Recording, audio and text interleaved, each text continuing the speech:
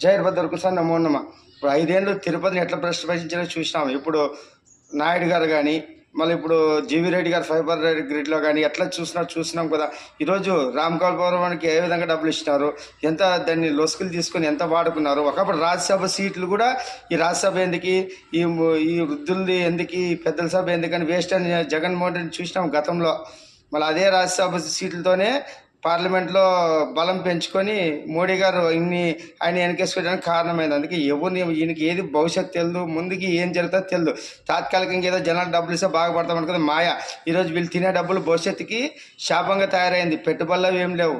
అదే Polavaram Amaravati కట్టింటే full develop అయిపోతుంది. ఈరోజు నీళ్ళలో కానీ, కరెంట్లో కానీ, పంటల ఉత్పత్తిలో కానీ పోలవరం ఉంటే ఇవన్నీ అవుతుండే. కానీ రాజధాని ఏర్పాటు చేసి పోతే మనమే ఇంకా పనులు ఇప్పించి ఇంకా వేరే రాష్ట్రాలకు ఉద్యోగాలు ఇచ్చే పరిస్థితి వస్తుంది.